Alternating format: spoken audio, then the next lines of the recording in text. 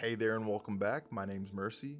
Today I'm going to be sharing my thoughts as well as a side-by-side comparison of Paragon the Overprime and Predecessor. These are the two remaining Paragon influenced remakes and have basically declared war on each other after setting their early access dates 1 week apart, with Predecessor being launched on December 1st and Overprime shortly after on December 8th. Most recently, Overprime hosted a global final test, and upon loading into the game, I was immediately blown away by how beautiful, bright, and polished the game looked. The select screen hub, character models, new skins, and portraits all got me fired up, but to my surprise, it just wasn't what I was expecting. Choppy basic attacks, massive lag spikes, buggy abilities, and even health bars felt unresponsive to certain amounts of damage. Although a lot of these may seem small, they started to add up really quick and just made the game feel rushed and unfinished. When I played Predecessor in early April, I noticed they kept the visual aesthetics to a minimum, which made the map seem dull, dark, and more or less just boring to look at. When it came down to actual gameplay, Predecessor absolutely stole the cake, with incredible responsiveness, silky smooth ability casting, and polished optimization. Whenever I applied damage to an enemy, no matter the amount, I could clearly see their health bar depleting in real time. This is a perfect example of why focusing on core gameplay aspects should take priority over visual aesthetics. Overprime decided to try and innovate a new idea by reducing the number of active towers from 2 towers and 1 inhib to only 1 tower and 1 inhib. This may prove to be one of their biggest mistakes. It could potentially be the reason they fall from grace. With the map already being larger due to the fact that travel mode was reintroduced, this leaves a massive space between the only tower and the inhibitor. Once a team takes that tower, there's no incentive to stay in that lane anymore, and they begin to group with the rest of their team and force fights. With no safeguards in place, there's little chance for the losing team to make any comeback. Now, another difference between the two studios would be how they decided to approach mobility. Overprime chose to again follow down the path of legacy with the implication of travel mode. For those of you unfamiliar, travel mode was originally in Legacy Paragon, but was later removed for obvious reasons.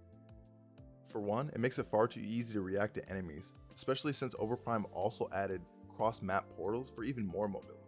If there are multiple enemies chasing you, one can stay in travel mode and the other can continue to hit you, so you can virtually never escape unless you're already in travel mode.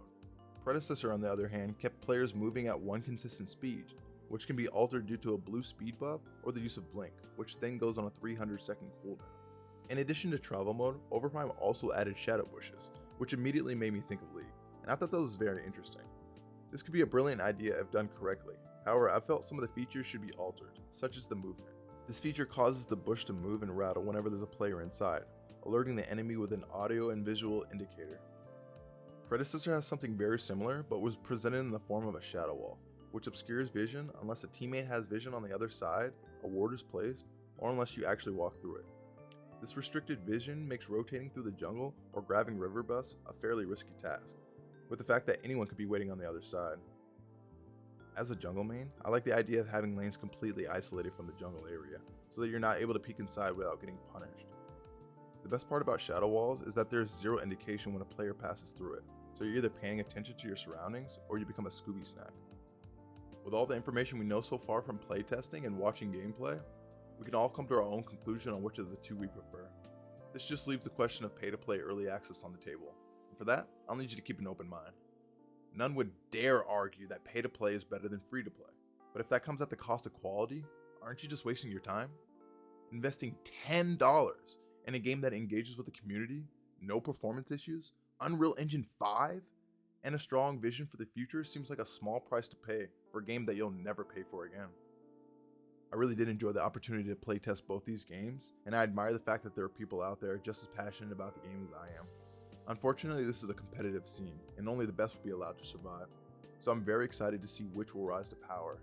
Let me know what you thought in the comments below, boop that like button, subscribe for more Predecessor content, and we'll be seeing you.